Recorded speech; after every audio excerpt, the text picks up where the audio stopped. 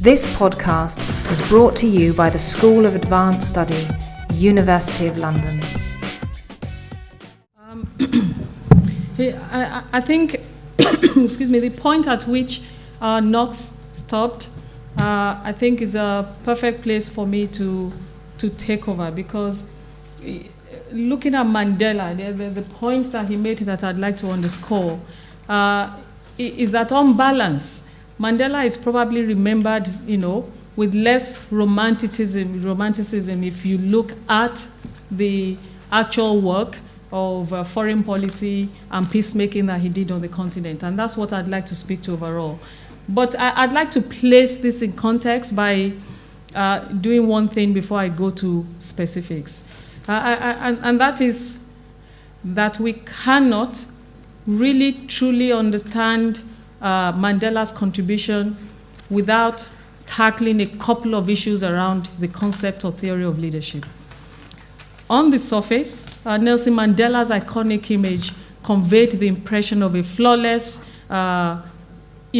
personality, if you like, and we've deified this over a period of time. But in particular, what we constantly see in popular media is that of a continuous exercise of leadership from the moment he gained visibility in relation to the struggle against apartheid. Now, of course, one understands this perception to a degree.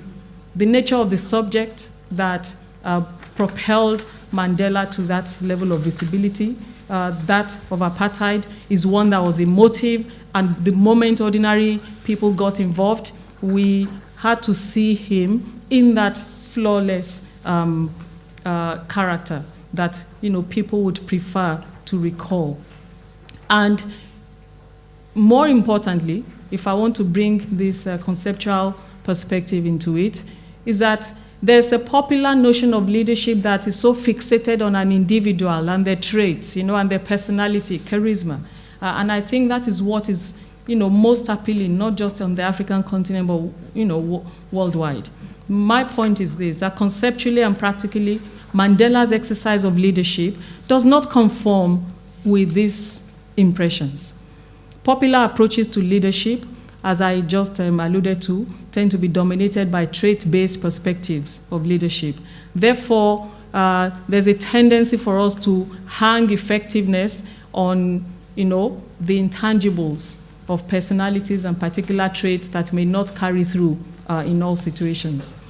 The challenge is with this, of course, is that we're not able to make a very concrete assessment of the effectiveness of the leadership exercised by even someone like Mandela.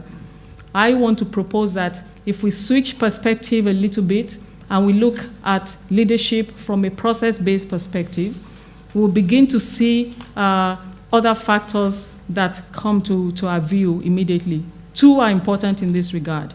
One is that, of course, leadership is the function of a group process. Of course, it's not based on the actions of just one individual. Second, and which the literature has covered a lot, is that situations make leaders. When situations change, a leader will change. I therefore argue that Mandela's exercise of leadership occurred only in moments, in particular situations. Exercise of leadership at that point in time led to his emergence and re-emergence on a number of occasions. And I would just quickly highlight this a little bit. On the other hand, his influence in Africa in the post-apartheid period, you saw two layers of things. A layer in which that influence was colored by perceptions of history, the imagery of Mandela, and that personality and the charismatic figure that we were dealing with. But in actual fact, his exercise of leadership on the continent was equally momentary. It occurred in moments, in blocks of time, around certain events. And I want to illustrate this in different ways. But first and foremost, let me make a couple of brief points about the whole notion of process-based leadership, because this is where I want to situate my own analysis of Mandela's contribution to the continent. When we talk about process, what we're simply saying, which is the opposite of what we see globally, but very much an African way of seeing leadership. It's the opposite of a hierarchical approach to leadership. It's the opposite of an individual, this almighty great hero, great leader view of leadership. It suggests that leadership is all about the interaction between those who are asserting influence in a particular situation and those who must accept that assertion of influence because they are affected collectively by that situation or by that particular event. And it is this exchange of influence between, if you like, the leader and the led that then constitutes leadership, and it is against this that we can measure the effectiveness of leadership at the end of the day. Therefore, the real exercise of leadership is based on this process of interaction between leaders and followers and the exchange of that influence that takes place in pursuit of their common goal. In that respect, Mandela has only a few leadership moments, and some of those leadership moments have been mentioned in this room. There were several critical situations, but I want to mention only 4, and I will do that briefly. The proposal that brought, the process that brought the armed struggle into the fore of ANC strategy. I think Knox and others have alluded to this. We first saw an exchange of influence between Mandela and the executive committee of the ANC. Actually, that assertion of influence was first rejected before it was then accepted, thanks to the interventions of Walter Sisulu. That, in its sense, began to, it led to the emergence of Mandela in a very interesting way. That was one moment, an event that was very crucial for the ANC, and it left its impact. I want to suggest that he was not continuously exercising leadership all the time, because you find leadership across the board. Those who are exercising leadership at one moment are themselves followers at other moments. And Mandela was no different. The second moment was one that propelled Mandela, in which he re-emerged, not just emergence within the ANC. There was a mutuality and exchange of influence between he and the rest of the affected population because of the trial of 1964, the Rivonia trial of 1964, which demonstrated mutuality through the very speech that Knox was alluding to. That propelled Mandela in particular ways. And from then on, he probably, from the years in prison, went into obscurity. And the role of Winnie Mandela in all of this, in keeping Mandela's story alive, has to be crucial to the kinds of analysis that we do. But of course, Mandela re-emerged in a third moment, and that was 1985, and the speech read by his daughter Zinzi at the UDF rally, in which, again, that speech brought to the fore that exchange of influence, even in absentia, between he and the people. And the last words of that speech, your freedom and mine cannot be separated. That was the point at which he re-emerged, even for a new generation. And the rest is history. The fourth moment is what we have alluded to, in fact, spoken about very strongly in this room today, and that was at the heart of the film that we saw this morning. The whole notion, the decision to move from that firebrand activist who fought for justice to one that wanted forgiveness. And actually, that notion of forgiveness and everything that was built around it, well, it's a transformative moment. It's a moment that many, 20 years after the fact, we're now, seeing a lot of controversy that surrounds it. But the leadership at the moment was offered, and it was effective for that purpose and for that time. It was the business of other people to start looking at this changed situation that was brought about and to exercise leadership in that new situation. So if I want to really relate this to the rest of Africa, therefore, how did all of this and how did Mandela influence the rest of Africa? I think that you see two parallel, or in fact, two conflicting responses from the continent. One that is not based on detailed analysis of any sort, but that is based on the memory, that is based on the symbolic, on the symbolism of Mandela, that is based on the images, the image of Mandela standing for particular things. But the key question I think we should ask if we want to deepen our analysis on this is to ask, the extent to which South Africa, through Mandela's influence and through his leadership, was able to exchange influence with the rest of Africa as a leading state that asserted influence, and other states accepted his assertion of influence. I've taken it from the level of Mandela and roped this around the state of South Africa. Because after all, if we're going to be measuring the extent to which South Africa was able to influence the rest of the region under his leadership, that's what we should be asking, primarily. Of course, there are other questions we can ask as well. I want to say that in that context, one thing that came out the most, before I use my two illustrations, is that South Africa deliberately took, that came out the most in terms of South Africa's foreign policy at the time, was this inward-looking strategy that said we will stay at home, we will try to rebuild our nation, we will not be too involved in, if you like, regional leadership through the deployment of peacekeeping troops and so on. And that was maintained as a strategy in South Africa for some time.